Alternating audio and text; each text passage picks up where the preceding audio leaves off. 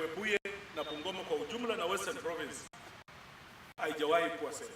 Sasa kwa mambo ya Nzoia, ile mambo watu wanataka hapa ni shamba ya Nzoia 24,000 acres. Hiyo ndio watu wanataka kunyakua. Na sisi Mheshimiwa Rais hatutakubali. I've been on record. Hata kama tutabaki peke yangu, sitakubali Nzoia iuzwe. Kwa nini? Shida za Nzoia ni kidogo sana. Shida za Nzoia ni kuleta mashini mpya. Ni kwa nini nyinyi mnasema biashara ya sukari iko chini na saa hii mnafungua factory mpya Kericho inaitwa West Valley Sugar Factory? Kwa nini? Kwa nini mnatunyang'anya Nzoia? Mnataka kupeleka hiyo mambo mahali pengine. Uchumi wa Kenya iende chini. Mmeona shamba ya Nzoia 24,000 acres, hiyo ndio mnataka. Nataka niseme kinagaubaga jua ikiwaka. Hakuna mtu tutakubali yeyote kukuja Nzoia ati wewe unanunua Nzoia. You will be wasting your money because we will not allow you to land in Nzoia.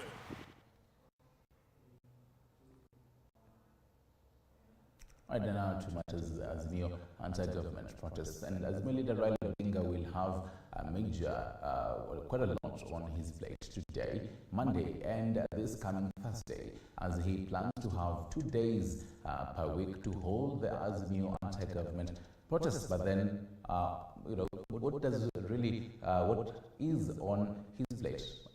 Mwege William interrogates. Chaos.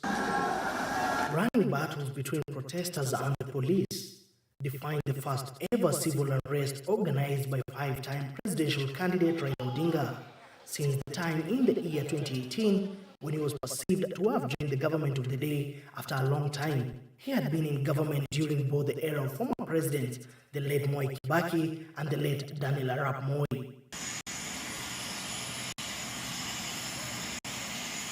The Azimio's anti-government protest held on Monday revealed his long history of protesting against various governments over the decades.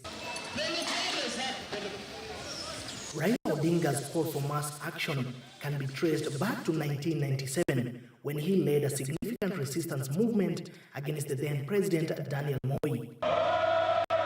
At the time, Odinga called upon Kenyans to protest against President Moi's government to push for minimum electoral and legal reforms before the 1997 presidential polls. The minimum electoral and legal reforms that Raila Odinga and other opposition leaders were calling for ahead of the 1997 polls were to be included in a deal negotiated by the Inter-Parties Parliamentary Group IPPG and spearheaded by former SACO Member of Parliament Gilo Falana, which also included members of President Moi's ruling party KANU as well as the opposition.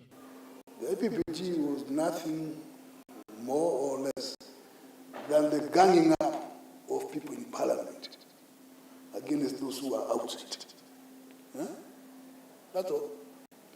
The IPPG deal resulted into the reconstitution of the Electoral Commission of Kenya, ECK, with appointments being shared between President Moi's ruling party, KANU, and the opposition parties, with slots being allocated according to the numerical strength in parliament. To all the people in parliament, whether they were in opposition or the other side, they ganged up. Raila, Moi, Martha, Kiraito, anyone who was in parliament, Kibaki, they were all on one side with Moi against those people where? Outside there. That's how the IPPG was. So they agreed on some basic things. Say, yeah, okay. And then they went back to their to campaign. And they agreed that after the election, we'll then have a review. That was part of the deal. After losing the election that followed, Raila, alongside other members of the opposition, rejected the outcome, but would later strike a post-election deal with the then President Moi. Raila's alliance with former President Daniel Moi dissolved a few months before the 2002 general election, when Moi declared Uhuru Kenyatta as KANU's presidential candidate. Yule ambaye anaweza kuendelea kupeleka wananchi kama vile mimi ningependelea wananchi kuongozwa ni Uhuru Kenyatta.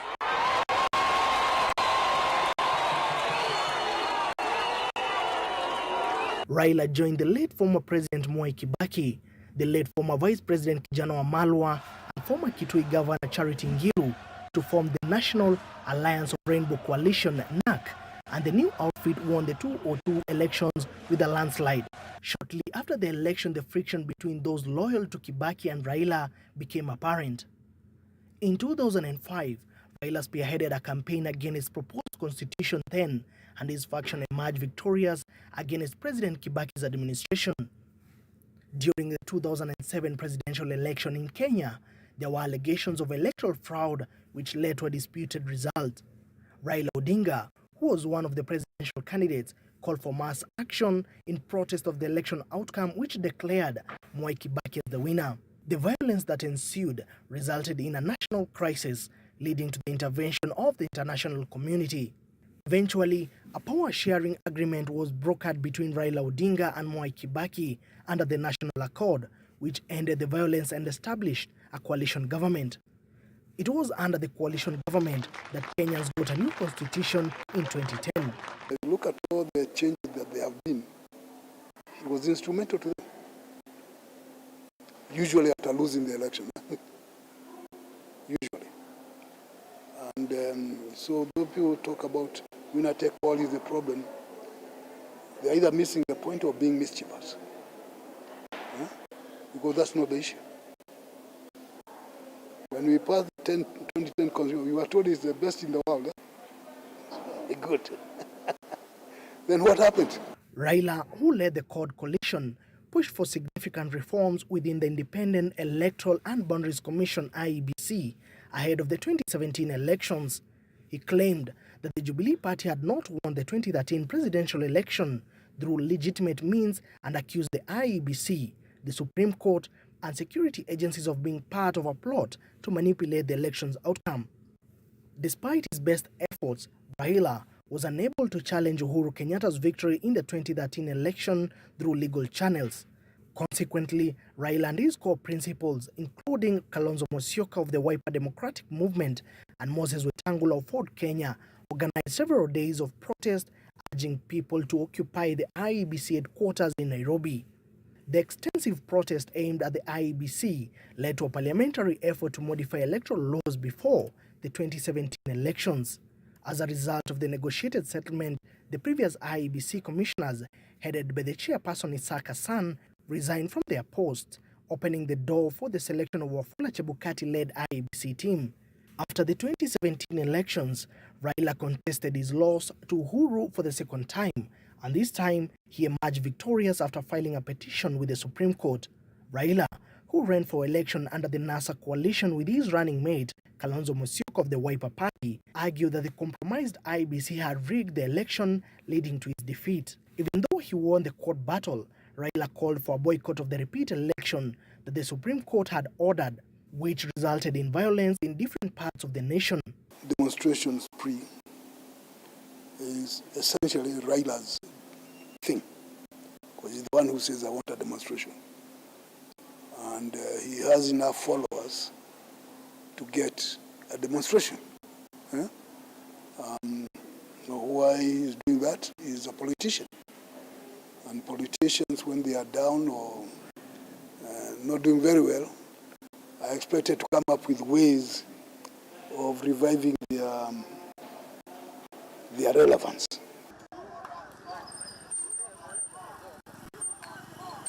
His supporters carried on with protests until March 2018. Bitter exchange between former President Uhuru Kenyatta and Raila Odinga would later culminate to a bromance between the two. When Raila and Uhuru struck a political accord famously referred to as the handshake. The handshake brought about the Building Bridges Initiative, BBI. Launching the BBI Task Force Report, Makofi. The Building Bridges Initiative was a collection of proposed amendments to the Constitution of the 2010. The proposal was first suggested in October 2019. It was created in response to the annulment of the 2017 general election and the subsequent rerun by President Uhuru Kenyatta, who established the Presidential Task Force on Building Bridges to Unity Advisory on May 31, 2018. The task force was tasked with developing constitutional and legislative recommendations across 9 broad categories. BBI would not have changed the reality. Some people may not be happy to hear that. Yes, the BBI was creating positions for good boys and girls. That's what it was.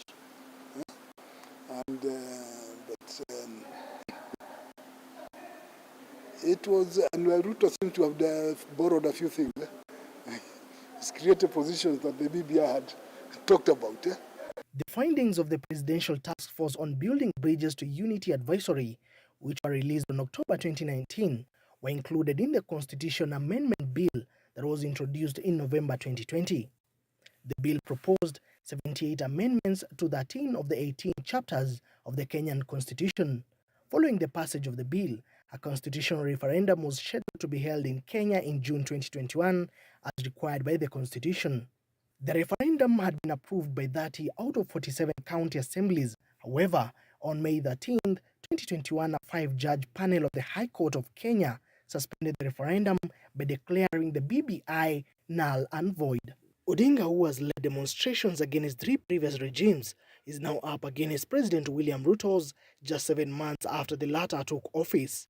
The Azimio leader is in a push against Ruto's Kenya Kwanza administration over a raft of issues including the high cost of living, issues surrounding last year's disputed polls, as well as the selection criteria of IEBC's new commissioners. Will President William Ruto yield to his demands? Raila has fixed Ruto. Put him in a dilemma. Ruto is the president. Okay? Whether Raila says so or not is not the issue. Ruto is the what? The president. It is Ruto's responsibility to ensure that the country is peaceful, that the welfare of the people is taken care of. As the Azimio political faction led by Raila Odinga embarks to what it terms as the mother of all demonstration, all is to wait and see what will be achieved by Raila at the end of this particular process. Mwege William for TV 47, Nairobi.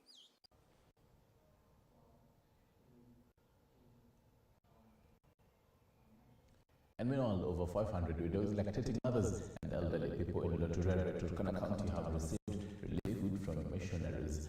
Turkana, which is in the outskirts of Lodwar, has been greatly hit by drought after the area experienced failed rains more than 4 seasons.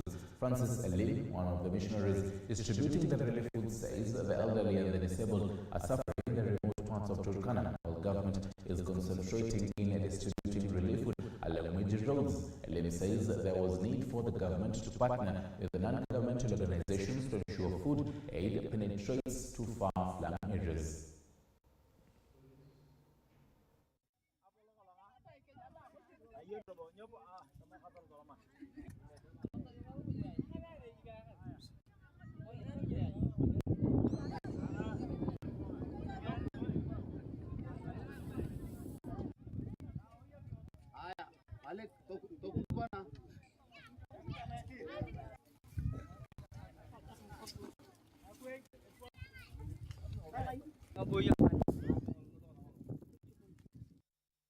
Sisi tumefurahi kwa sababu leo hazina chakula, lakini Mungu anafanya maajabu. Nimekuletea friends, nimekuletea chakula. Sasa nimefurahi sana. Sisi tumeshiba leo. Tunasema Mungu asante. Asante. Asante Mungu wetu. Ile ulileta mtu yako. Napatia sisi chakula leo hii. Watu wengi wameumia hasa wakati wa njaa, wakati wa kiangazi. Ni ukweli, japokuwa mengi yasemwi, lakini sisi watu ambao tunaishi katika community hii, watu wanalala njaa, watu wameathirika, wamama wakongwe, wale the elderly wanaumia sana, wale wajane ambao hawana mtu wa kuwatafutia chakula wanaumia, na wale watoto ambao ni mayatima wanaumia. So target yetu ya kwanza siku ya leo ni kuwafikia wamama wajane, wamama wazee, na watoto ambao hawana wazazi, kuwaletea chakula. Now, the county government of Mombasa has held a joint meeting with all its security stakeholders to deliberate on methods by which security will be enhanced in the locality, especially during this Islamic holy month of Ramadan. The meeting has singled out drug and substance abuse as having a negative influence on criminal gangs, while the government remains to be committed to tackling the issues through adequate street lighting and youth empowerment programs. Ni kuhakikisha ya kuwa Mombasa itakuwa na full coverage ya smart CCTV. Katika program pia hii vile ni kuhakikisha ya kuwa county government iweze kuweka street lights zaidi kuliko vile ambavyo kwamba zilioko sasa hivi. Na katika program hii pia viongozi wameweza kuelezea zile hotspots areas, na tunataka police patrols ziweze kuzidi. And at the same time, kwa upande wa serikali ya county, nataka kutoa confirmation program ya Mombasa yangu inaregea full force, na kutakuwa na program pia vile immediately ya kuanza kuengage hawa watoto ambao ni wenye kwenda shule za upili, high school, ili wakiwa katika likizo ama weekend wasiwe ni wenye kutumika katika mambo ambayo yatakuwa hayafai. Mwezi mtukufu wa Ramadhani watausherekea bila wasiwasi, bila tashwishi. Usalama tutaweka masaa 24 siku 7 kwa wiki. Kwa hivyo mtu yote yule pale alipo asikuwe na wasiwasi. Jambo moja tu tunaomba wazazi popote pale walipo, wale vijana wetu ambao kuna umri ambao ni wa chini wa miaka 18, tunaomba wazazi waweze kuwadhibiti ili wasijiingize katika vitendo vya kiuhalifu, wakuwe katika mashule, na mipango itawekwa kabambe kwamba shule zikifungwa tutakuwa tunahakikisha kwamba wamewekwa mahali ambapo watapatiwa mafundisho, na watapata pia watu wenye mifano bora, wale wakubwa wao waweze kuwaelekeza katika njia ambayo inastahili.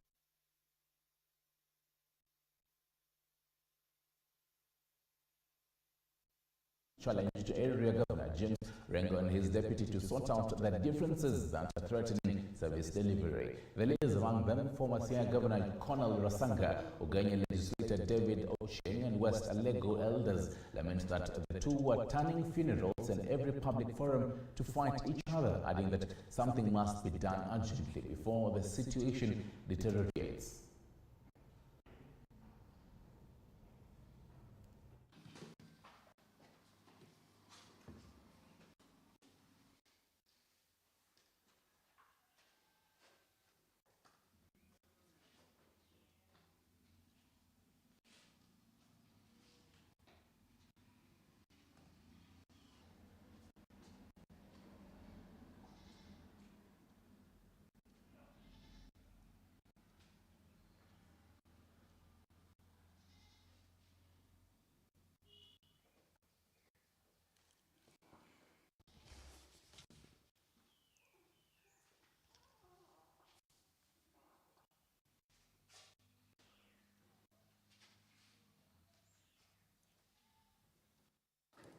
On my own behalf and on behalf of the West Alego Elders Forum and the residents of West Alego, I take this early opportunity to condemn in the strongest terms possible the recent confrontation between the area and Member of Parliament, the Honorable Samuel Atandi, and Siaya Deputy Governor Dr. William Odwol-Denge.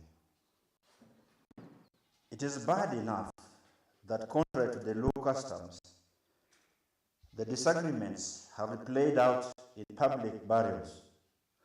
Worse still is the fact that our youthful Member of Parliament has allowed himself to be manipulated by the office of the governor to take sides in a dispute that was largely an administrative matter between Governor Orengo and Dr. Odwol. We are also disappointed by the situation that is going around this year. It is as if it is being orchestrated by the people, the forces from outside, not within Siaya really. Because not all of a sudden, and only what Odwol complained about was that he was being given the duties that he could do. Instead, they were giving him newspaper to read. Could that really warrant a person from Yimbo, which of course is a part of Siaya, going all the way, or going out of his way to tell us that Odwol needs impeachment from the parliament? on a serious note. So when we read that, we are seeing the mischief. We are seeing there is more agenda to undermine Oduol out of nothing simply because he's Oduol.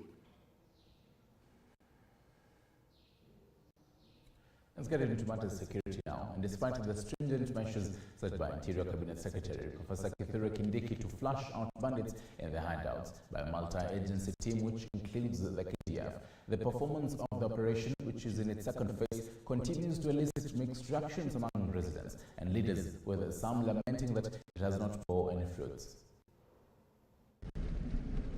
It is more than a month now since a multi-agency team led by the military began the first phase of the joint security operation in the North Rift to smoke out bandits in the volatile areas, both on air and on the ground.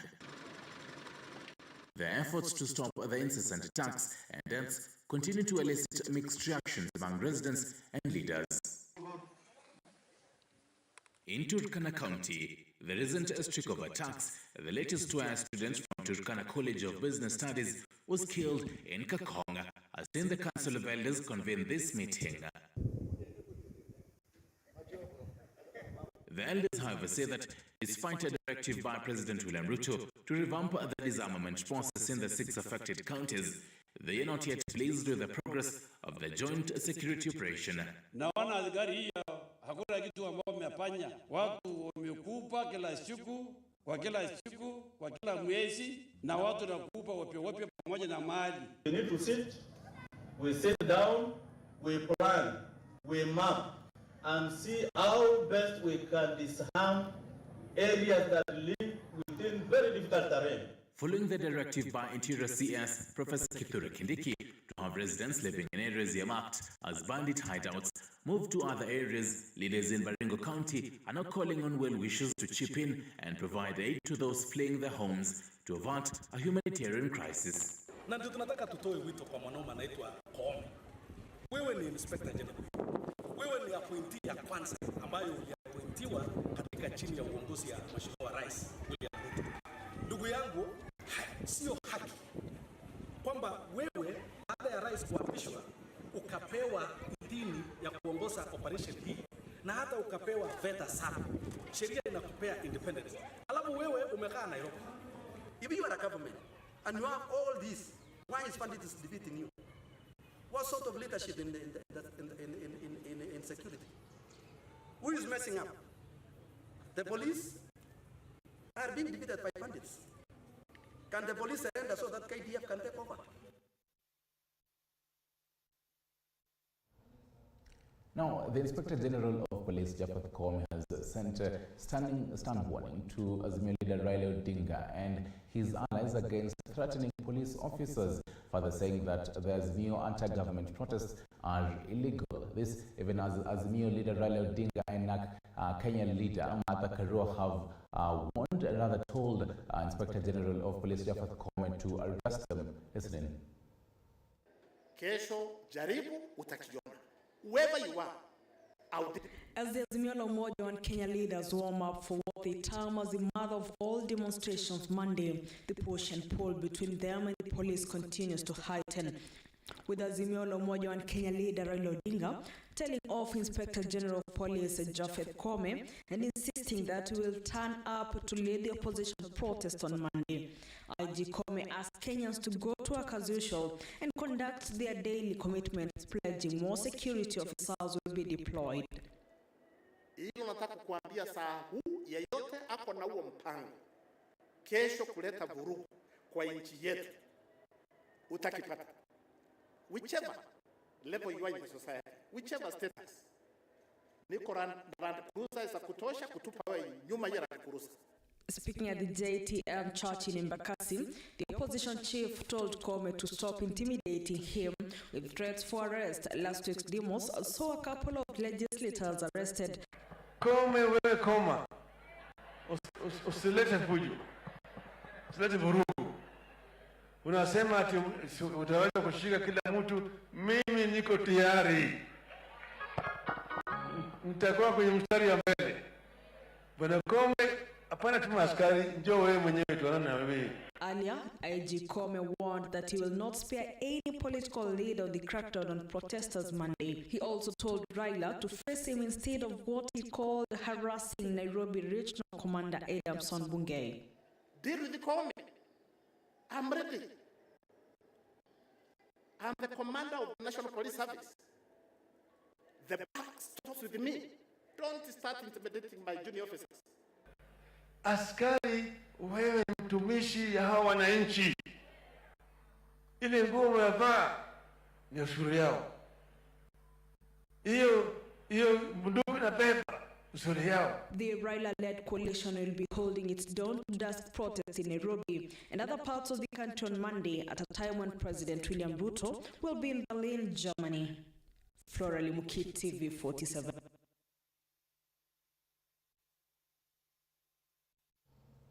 More than 70 families in Basile area, that is in Kajiado County, have been left homeless due to the floods caused by heavy rainfall in the area. Area Chief Angari Oluma has cautioned residents to exercise caution as they cross rivers in the affected areas in order to avoid any accidents from occurring. Zainab Mohammed with more. As many parts of the country continue to witness the start of the rainy season, over 70 families in Basile area, Kajiado County, have been left homeless due to floods. Ona mvua kama hii, vyombo nini, nguo. Sasa tunang'ang'ana kutoa maji ndani ya nyumba. Sababu imefikia mpaka vitanda. Na tujui sasa mwelekeo wa hii maji. Kwa afadhali sasa hivi mchana tunaweza ona hii maji. Ingekuwa ni usiku hata tujui ni nini ingefanyika. Sababu tungekutwa tumelala. Hata zimebebwa, yule alikuwa na kuku, kwangu hakuna kuku hata moja. Kila mtu hakuna mtu ana kuku, ng'ombe zimeenda, mbuzi zimeenda. Sasa mtusaidie serikali kama mnaweza kutusaidia. Sisi tumeshindwa sasa, ni maji tutaelekea wapi? Na vitu zimechukuliwa na tunakaa tu na watoto tukiwa juu ya meza. Jamani, tunauliza tu, hatuwezi kuonekania ni makadra wako. Wanaweza kutuokolea. According to Area Chief Ngari Oluma, residents need to exercise caution, especially when moving around in the affected areas, so as to avoid any accidents from occurring. Hasa walefu wanakuja town, wanakuja kuburudika na mambo yao, alafu usiku wanasema lazima waende nyumbani. Na sasa hivi mito zote zinafurika. Na tena nahimiza wazazi wale watoto wao wanatoka mbali, wanakuja shuleni. Kwa hiyo wawe waangalifu sana kwa wanafunzi wao. The chief has also urged parents to escort their kids to school so as to guarantee their safety during this rainy season. Hata jana learners wa shule inaitwa Prefa Eli walikuwa ndani na bahati nzuri imenyesha mchana. Kama ingenyesha usiku tungepata madhara zaidi. Kwa hivyo nahimiza wananchi ndio ni msimu wa mvua wajaribu watoke. Na tunaona hapa ilikuwa mahali ya maji na maji ni lazima ipite njia yake. This even as many parts of the country welcome the season after the completion of one of the worst drought episodes to ever be experienced in the country. Zainab Mohammed, T47. And still on a sad note, in Turkana, Kiambu County, a woman was apprehended for allegedly poisoning and causing the death of her 3 children. And as Sharon Baranga tells us, when neighbors discovered the suspect, she was attempting to hang herself. It was a somber mood at Turkana village in Kiambu County. 3 young lives allegedly snuffed out by their mother. A 29-year-old woman is in police custody for reportedly poisoning her children aged 4 years, 3 years and 6 months. Nikasikia kuna kitu imeanguka kwa hiyo nyumba. Sasa nikaita mama nikamwambia, hebu ingia pale uangalie ni kitu gani imeanguka juu nimesikia kitu na sijasikia sauti. Lakini nimesikia kitu imeanguka na sauti kubwa sana. Masufuria imefiganisha nini, hebu angalia uone ni nini. Sasa mama kuingia nikasikia sasa naongea na huyu mama mwenye watoto. Na nikasikia siku nzuri, nikamfuata nyuma nikaingia. Sasa kuingia, ile kitu ya kwanza tuligundua watoto wake wanakuwa very friendly to us. So ukifungua mlango tu, kwanza wakisikia ni kama ni shosho, wanakimbiana, wanakukumbatia. Sasa hatukupata mtoto hata mmoja. So Mara moja nikajua tu kuna kitu imefanyika. Mama alikuwa amejaa madamu kila mahali ya mwili. Preliminary reports from police officers indicates that the suspect attempted to die by suicide after poisoning the children. Kumbe wakati alianguka ni kama alikuwa anataka kujinyonga, akakanyaga juu mahali, akateleza akaanguka. Sasa kuanguka hiyo sauti ndio ilituita. Sasa tukapata ako chini kwa floor, damu iko kila mahali. Sasa mimi nikakimbia kutafuta watoto. Kufika tu kwa bedroom, kumbe watoto wameraswa, already watoto walikuwa hata walikuwa baridi. Ile kitu tunajua, huyo mama amekuwa na kisirani fulani tuseme. Juu hata watoto wakiwa na watoto hapa, hakubali watoto kukanyanga hata nje. Watoto wanaishi kwa nyumba na yeye mwenyewe anaishi kwa nyumba, hatokaji unless anaenda kwa duka. Yaani akona haja kabisa ya kutoka, hatokaji. So ni mtu amekuwa na shida yake yenye siwezi kueleza, juu mimi siwajui sana. Lakini alikuwa na sijui tutaita psychological problem ama ni nini. Tangu kuja hapa hatakaji life ya nje, yani kutangamana na watu pedi kabisa. The suspect's husband was away working on a night shift. Anything physical wamepigana, tumesikia duru, tumesikia sauti yoyote, hiyo hakuna. We cannot establish for now the motive behind the deaths of these 3 children. We have lodged investigation.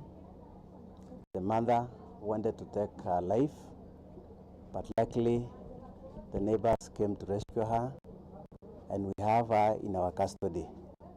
She's going to tell us more about what transpired. But from the preliminary investigation, we believe that this is likely to have been a family conflict that have arose over time. And we want to urge the members of the public,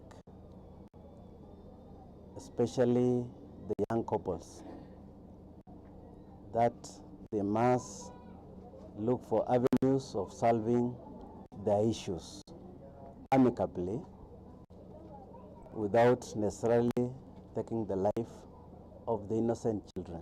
Bodies of the children have been moved to PCEA Kikuyu Hospital mortuary awaiting a post-mortem as investigation into the incident begins. Sharon Baranga, TV47. And on that note, we take a short break. You're watching Morning Cafe. And remember, the question of the day this particular morning, we do ask you, do you think that the Azimio Anti-Gov't